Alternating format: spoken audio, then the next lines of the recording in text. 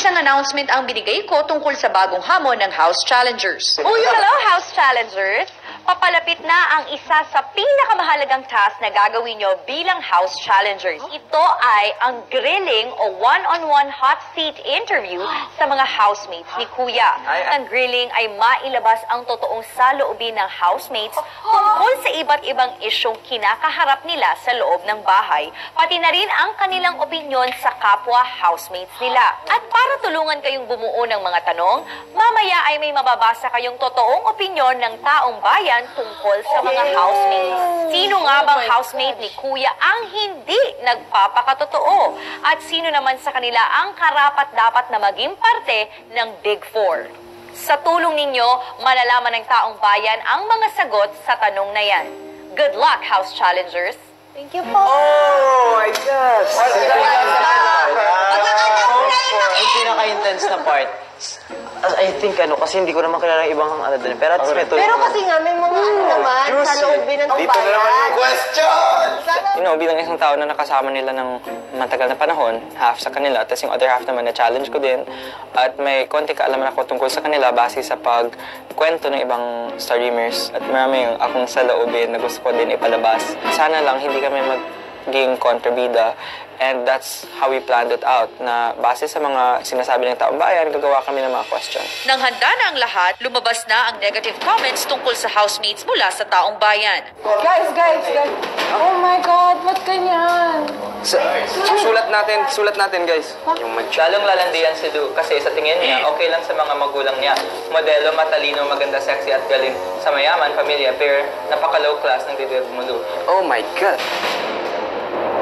All I can say is PBB is more than just Public displays of affection. Interconnected yung about sa kay Lu at kay Andre. Sa PDA, si Andre yung sa PDA, pero si Lu yung sinasabihan mo lang dignidad kasi si Lu yung babae, which is, I don't know if that's fair. That's not fair.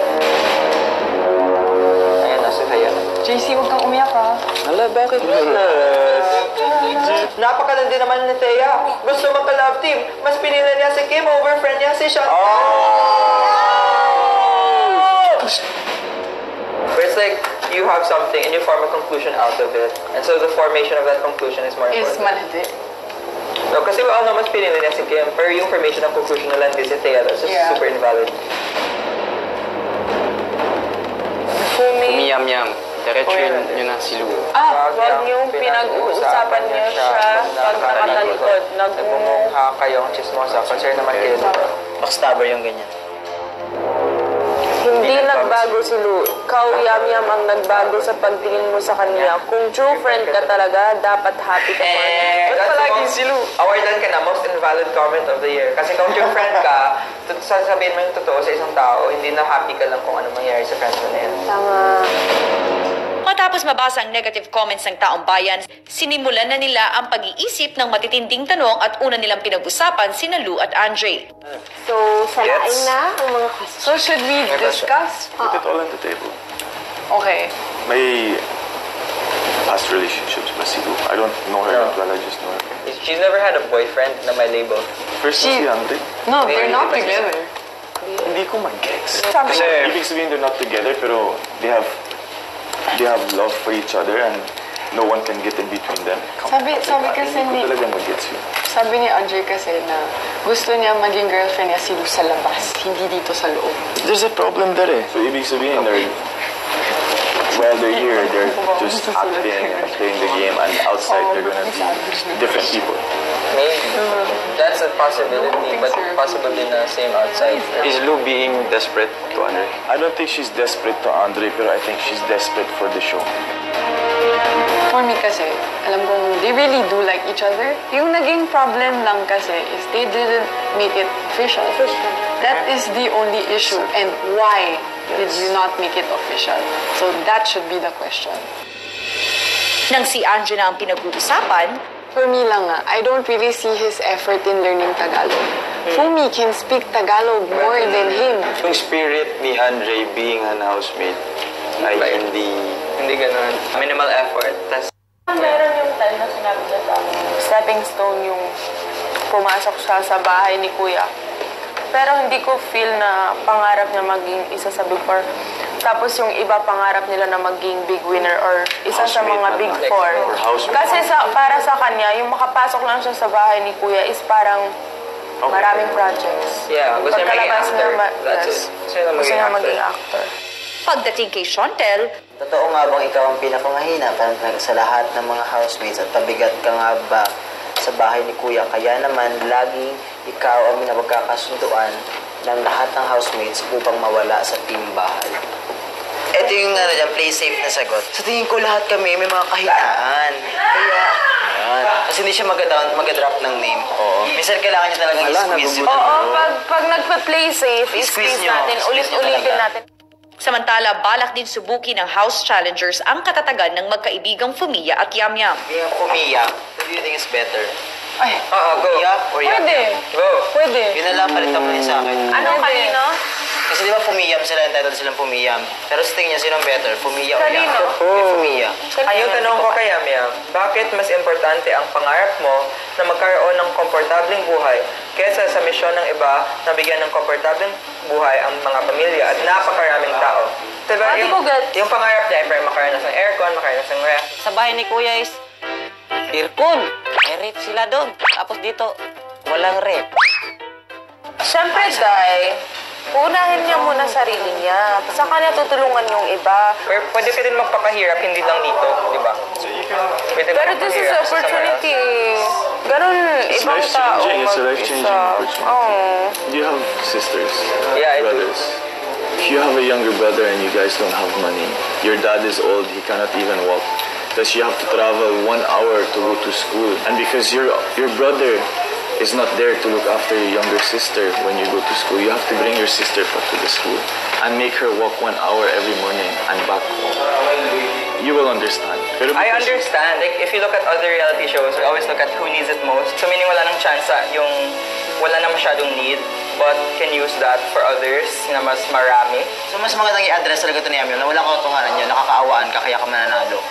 Ako, I don't judge him based on his life story. Yeah, me too. Ako nakita ko Exactly. yung talagang determinado siya na maging isa sa mga big four or yung big winner. Well, that's Kasi true. talaga, I get your point, Little Boy. It's a good question, but I think you need to phrase it properly. And I think healthy ang tanong mo sa kanya kasi para mawala yung ganito pag-iisip sa kanya na kasi Well, yeah, of kinakaawaan course, it's siya gonna para help manalo. him, yes. He's a very pure-hearted guy. Pagdating sa kakambal ni Kin na si Kim, tahimik lang siyang nakinig sa tanong ng mga kasama. Aware ka naman pala sa pagiging egocentric mo at sa ibang negatibong pag-uugali mo. So bakit patuloy mo pa rin itong ginagawa? What makes you better than Kin? Ay, I don't think... I mean, I'm not presuming, I'm not saying that he is Kin. I want to give him a question where baka it will trigger in his mind na maybe he does think he is better than you. I hope talaga that he doesn't say he is better than you. Pwede. Huwag kayo mag-worry sa akin kung ano yung magiging ano. Kasi it's for Kim naman eh. And ako gusto ko rin na maging better person siya. And ako din sa sarili ko gusto ko maging better person. So, whatever the pain will be, so it's okay. Sa totoo lang, gusto ko mag-ask kayo ng question. Kasi hindi ko ma-ask yun sa kanya. Samantala, may isang tanong tungkol sa kanyang kakambal na labis nakaapekto kay Kin. Nung malit pa kayo, nagko-compete kayo. Mga pageant, ganun, lahat. At palagi daw siyang panalo, di ba? So, yung gusto kong tanongin, nung nananalo ka, may time na kinamusta mo, kapatid mo. Tinanong mo, ano na yun? You okay? Si Kin napaluha dahil sa tanong ng mga kasama. Kin. Kasi yung gusto kong mapalabas na message is na magkapatid kayo. No need ng competition. Don't forget your brother. Di ba? Yan, totoo. Totoo yung mga questions. And as Brad, nasasaktan ako for Kim. But at the same time, gusto kong matuto siya from those questions. Lahat tayo, may mga pagkakamali na may ibang taong nagpapa-realize sa atin na mali tayo. Gusto kong masabihan ako na mali ko, ganun. Gusto kong may taong magsasabi na huwag ganyan, mali yan. So, kung ano yung questions niyo? Okay lang. Okay, go. Okay, so. Thank you, guys. alam ko na they are just helping Kim become a better person. Na-appreciate ko din ganun ang mga napapansin nila. And it really means na gusto nilang magbago yung tao. Ilang saglit pa, isang letter ang natanggap nila na may kinalaman sa magaganap na mock grilling sa camp. Bilang paghahanda sa grilling, inaatasan ko kayo na gumawa ng isang mock grilling. Para mahasa ang diskarte sa pagtatanong, sasabak ang House Challengers sa isang mock grilling kung saan sila ang magtatanong sa mga kasama. Inaasahan namin ni Kuya ang inyong full cooperation. Yes. Good luck, House Challengers. Alex. Nakaka-excite kasi kahit paano may time kami para makapag-practice kami kung paano kami mag-deliver ng question, kung effective ba yung questions namin, or effective ba kaming mga tagatanong or hindi. Matapos malaman ang challenge, gumawa sila ng mga tanong para sa mga kasama. Anong point ng mock, kung lahat tayo mabait? Kaya nga. Wag lang play safe, Kung mabait yung tanong, ibig sabihin nagpapaka-plastic yun. Since it is a mock grilling, nahirapan din ako mag-formulate ng questions. Lalo na kina Lindon and Grace. At sa iba ding mga kasamahan, maraming kwento na hindi ko alam about sa kanila. Ilang saglit pa, isa-isa nang sumalang ang House Challengers sa mock grilling. Sabi mo sa akin na kahit makapasok lang sa bahay ni Kuya. So that means ba hanggang dun ka lang.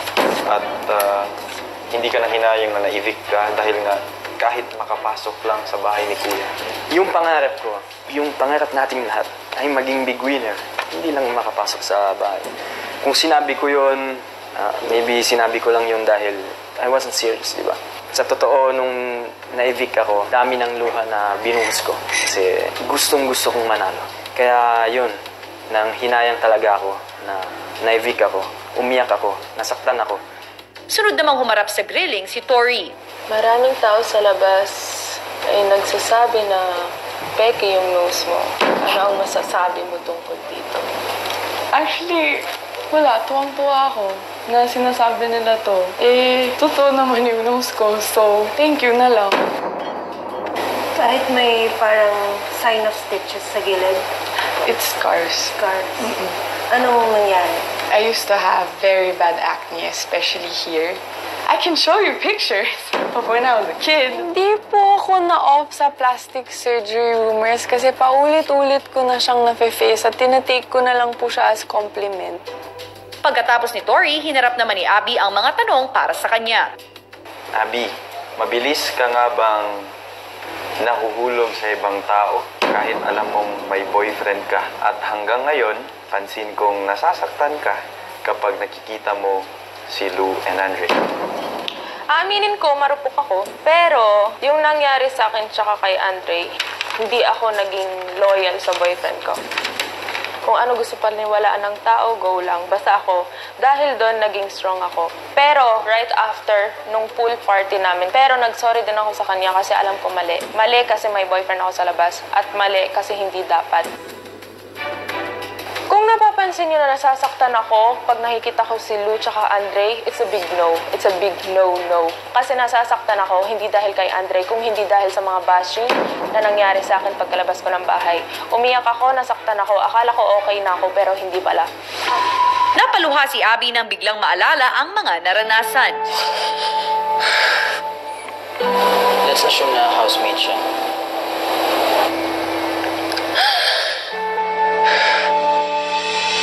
Akala ko okay na ako. Kasi naranasan ko na yun nasa labas eh. Na-depress ako lahat-lahat. Pero hindi pa rin ako tinitigilan ng mga tao kasi akala nila ako lang yung mali. Pero hindi nila nakikita na nag-sorry na ako sa lahat at inayos ko yung personal life ko, lalo na sa boyfriend ko and yung family niya. So yun, nasasaktan lang ako kasi pagod na ako sa mga hatred ng mga tao sa isang tao. They can't even define me just by my mistakes. And yun yung nangyari sa akin sa bahay ni Kuya. Sa lahat ng mga nagawa kong mabuti, isang pagkakamali ko na judge na ako. Paano mo masasabing bobo ang isang tao? Ayaw ko mag-brand ng isang tao kasi nag-change yan. At madalas kung in-close mo yan or like i-label mo yung isang tao, dinadala niya yan forever and ever. Hindi yan maganda at all. Si Lyndon natanong kung sino ang pinakaayaw niya sa House Challengers. Sino ang pinaka hindi mo gusto na house challenger? At bakit? Si Kim. Alam nilang dalawa magkapatid before pa lang na may samaan ako ng loob sa kanila. The way they speak, the way they move, the way they lead us before. Lagi nagmamarunong, lagi nag-lead kahit hindi naman din-assign bilang leader. So yun. Hindi ko ine-expect yun. Pero that moment din, iniisip ko kung ano yung mga naging pagkakamali ko. Kasi nakikita ko kay Lindon, gusto din niya siya yung mag-lead. Pero since hindi siya nag-voice out, nagiging conflict. Si Kin sumagot kay Lyndon. I wanna know na saan ako nagkulang kasi I respect the voices of everybody. That's why nag-trust ako to Tori to take the lead, you to take the lead, kahit sino. Kasi sabi ko, everyone is a leader. Hindi ko pinipigilan kung ano yung sasabihin mo sa akin. I'm just saying na sometimes hindi kasi sa akin ang problema. Sometimes napapansin ko na hindi ka rin nagsasuggest then later on, doon mo pa sasabihin. Gusto ko muna mag-apologize din kung yun na feel. Kasi alam ko talaga na nag-ahas talaga ako ng suggestion. It's a good thing din talaga po na sinabi ni Lyndon para maiayos namin yung problema namin at hindi naglilihiman ng sama ng loob o disappointment sa isa't isa. At huling sumabak si Grace. Sino yung pinakamaarte, pinakakinaisan, pinakaayaw, pinaka-plastic, at pinakatamad sa lahat nasa harapan mo ngayon? Sorry. Bakit? Yun, yung mga sinabi mong dahilan. Pero, hindi plastic. Hindi plastic. Hindi ka sanay sa mga gawaing bahay. So, tamad siya? Pwede rin. Okay. Dahil, siguro, iba ang kinagisnan niyang buhay compare sa atin. Naiinis ka rin sa kanya. Bakit? Minsan, pag English ng English, kasi sobrang nahihirapan ako makipag-usap sa kanya. So, ayaw mo sa kanya? Hindi sa ayaw. Gusto ko siyang maging kaibigan. Explain ko lang. Sige, go. Kasi, hindi pa tayo ganun ka-close. Hindi naman po ako nagalit sa kanya kasi entitled po siya sa opinion po niya at kung yun po yung opinion niya, rerespetuhin ko po yun. Kaso, hindi ko lang intindihan na yun agad yung opinion niya sa akin kahit hindi pa niya ako kilala. Matapos ng grilling, tinanong ni Grace si Tori. Pero Tori, galit ka ba sa akin? Hindi, opinion mo yun. Sasabi ko lang, medyo na-disappoint ako. Bakit? Kasi hindi mo pa ako kilala. No hard feelings. I mean, that's your opinion. Okay lang. So, maintindihan mo naman yung... Yeah, of course. So, hindi negative yung sinasabi mong disappoint? No. Huh? Why? Pero, I understand because you need to answer the No, dito, Joaquin. She admitted that she doesn't know you that well pa. Diba? So she's still in that process where she's observing. Yeah. I'm getting the chat. No. I'm Letting not herself. mad or anything. No, not even. Na-shock lang ako, but then, I'm over it. Don't change because of it. Just be aware. Na-excite po ako. Kasi gustong-gusto ko po yung mga gantong bagay. At kahit hindi po ako yung in the place of the housemates, at least kahit pa paano naranasan ko kung anong mararanasan po nila. Matapos na paghahanda ng house challengers para sa mock grilling, abangan ang pagtatapat ng house challengers at housemates sa mga maiinit na tanong ng taong bayan simula sa Lunes. Isa na namang mabigat na hamon ang kahaharapin ng housemates para sa ikalawang bahagi ng Big Jump to the Big Four. Ito sa inyo ang pumasa at tatapak sa ikalawang bahagi ng daan papunta sa Ultimate Big Jump Challenge. Sino-sino ang aangat? Relax.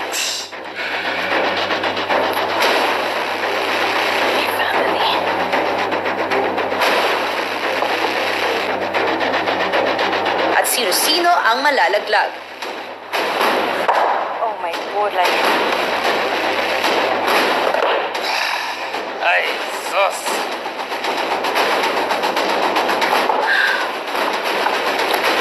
Yan ang dapat tutukan mamayang gabi sa PBB 8.